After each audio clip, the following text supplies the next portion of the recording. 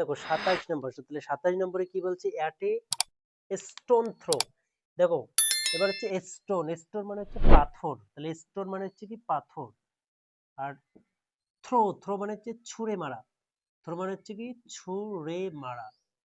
তাহলে দেখো এখানে বলা হচ্ছে কি, এই যে একটা পাথর তুমি ছুঁড়ে মারলে, তাহলে এখানে দূরত্বের কথা বলা হচ্ছে। অ্যাট এ স্টোন থ্রো মানে কি, একটা পাথর তুমি যতদূর পর্যন্ত ছুঁড়ে মারলে ততদূর পর্যন্ত একটা দূরত্ব।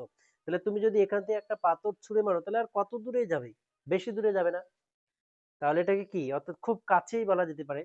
তাহলে একটা পাথর যদি তুমি ছুঁড়ে মারো, তাহলে কি কত দূর আর যাবে, বেশি দূরে যাবে না, তার মানে কি খুব কাছেই বলা হচ্ছে। বেশি দূরে গেল না, তার মানে কি খুব কাছেই বলা হচ্ছে, তাহলে ভেরি নিয়ার। তাহলে একটা পাথর তুমি ছুঁড়ে মারলে সেটা যতদূর পর্যন্ত গেলো তত দূরের দূরত্ব, ততটা দূরত্বের কথা বলা হচ্ছে। তার মানে একটা পাথর ছুঁড়ে মারলে আর কতটাই দূরত্ব যাবে, খুব বেশি যাবে না, মানে খুব কম যাবে। তাহলে ভেরি নিয়ার, এখানে কোন দূরত্বের কথা বলা হচ্ছে, তাহলে খুব কাছের দূরত্বের কথা বলা হচ্ছে। একটা পাথর ছুঁড়ে মারলে যত দূর যায় তত দূর, আর তার মানে কি ভেরি নিয়ার, খুব কাছে। এবার বলছে at arms length. Arms length, arms মানে হচ্ছে হাত বা বাহু, লেংথ মানে হচ্ছে কি, লেংথ মানে এখানে দূরত্ব।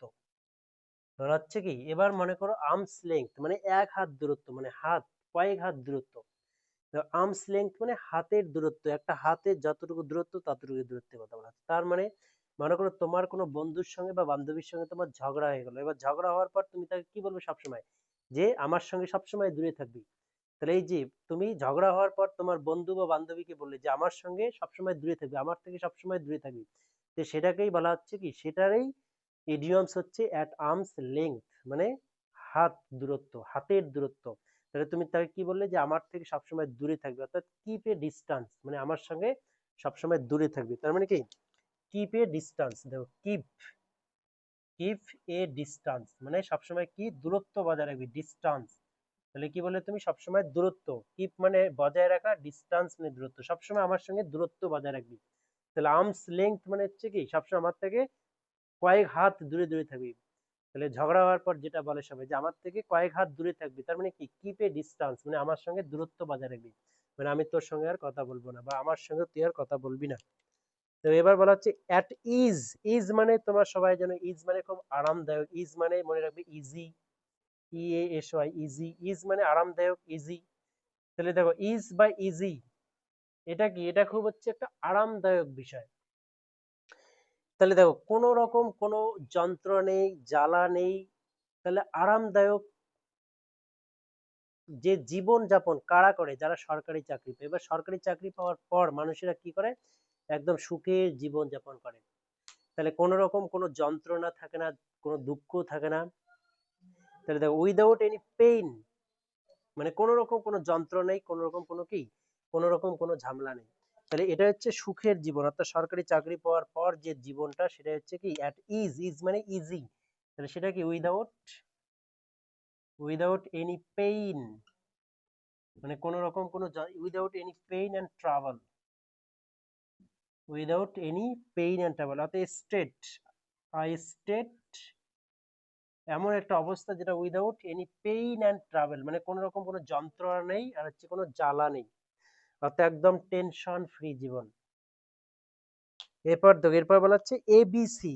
এবার দেখো এবিসি কারা শেখে, ছোট ছোট বাচ্চারা এবিসি শেখে। তার মানে হচ্ছে কি, তারা এই এবিসি মানে দেখবে অর্থাৎ একদম প্রাইমারি নলেজ, যেটাকে প্রাথমিক যে নলেজ, প্রথম যে জ্ঞানটা আমরা অর্জন করেছি, সেটা হচ্ছে কি বাংলাতে হচ্ছে ক খ, আর ইংরেজিতে হচ্ছে এবিসি।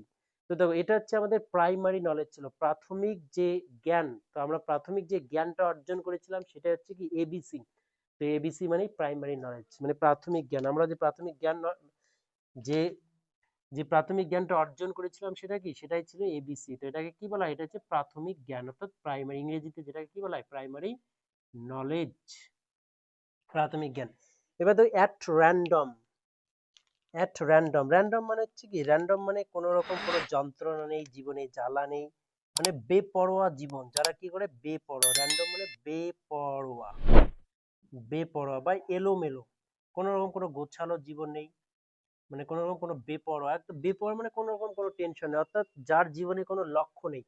আমরা কাকে বলি বেপরোয়া, যার জীবনে কোনো লক্ষ্য থাকে না, তাকেই বলি কি র্যান্ডমলি, সে র্যান্ডমলি জীবন যাপন করছে। তার মানে কি তার জীবনে কোনো রকম কোনো লক্ষ্য নেই। তো র্যান্ডম মানেই হচ্ছে কি বেপরোয়া। বেপরোয়া মানে কি উইদাউট এনি এম।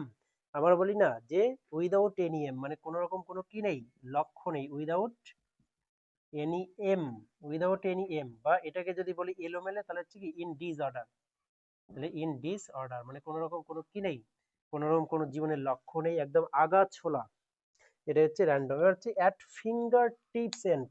দেখো ফিঙ্গার, ফিঙ্গার মানে কি, ফিঙ্গার মানে হচ্ছে আঙুল। এবার ফিঙ্গার মানে হচ্ছে আঙুল, ফিঙ্গার টিপস মানে আঙুলের কাছে, বা এন্ডস মানে হাতের শেষে, বা আঙুলের এই যে তোমাদের যে আঙুলগুলো রয়েছে বলা হয় কি এই যে আঙুলের মানে ধারেই আর কি, যে আঙুল যে যদি বলা হয় কি যে কোনো একটা কিছু জিনিস তোমরা বন্ধুদের মধ্যে যে আলাপ আলোচনা করছো, কেউ বলছে কি যে না আমি এটা কিনতে পারবো না, আবার কেউ বলছে কি যে এটা তো আমার হাতের খেল, এই যে বলে না যে হাতের খেল আমি চাইলেই আনতে পারি। তো এটাকে কি বলা হয়, এটাকেই বলা হচ্ছে কি এই যে অ্যাট ফিঙ্গার টিপস বা এন্ডস, মানে কেউ বলেন এটা আমার হাতের খেল, মানে সবসময় হচ্ছে কি আমার হাতের কাছেই থাকে। তাহলে দেখো সবসময় কি বলা হচ্ছে বলতো, সবসময় হচ্ছে হাতের কাছেই আমার থাকে, তার মানে কি অলওয়েজ রেডি অ্যাট হ্যান্ড, মানে সবসময় কি বলতো, দেখো always, always ready, ready at hand মানে সবসময় হাতের, মানে একদম সবসময় রেডি থেকে আমার হাতে, অর্থাৎ আমি চাইলেই সেটা করতে পারি, অলওয়েজ রেডি অ্যাট হ্যান্ড।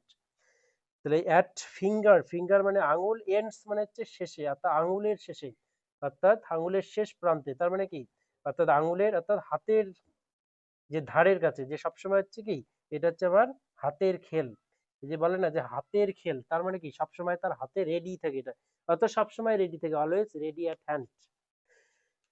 তো দেখো, তো এই যে এ দিয়ে যে সমস্ত ফ্রেজাল ভার্ব অর্থাৎ ইডিয়মস গুলো ছিল, সেই ইডিয়মস গুলো হচ্ছে আমরা শেষ করলাম। তো ঠিক আছে, ভিডিওটা যদি তোমাদের ভালো লেগে থাকে তাহলে অবশ্যই তোমরা লাইক করো, কমেন্ট করো এবং বন্ধুদের সঙ্গে শেয়ার করে দিও। আর হচ্ছে পরবর্তীকালে তোমাদের সঙ্গে দেখা হবে এই যে বি দিয়ে যে সমস্ত ইডিয়মস গুলো আছে সেগুলো নিয়ে। তো ঠিক আছে।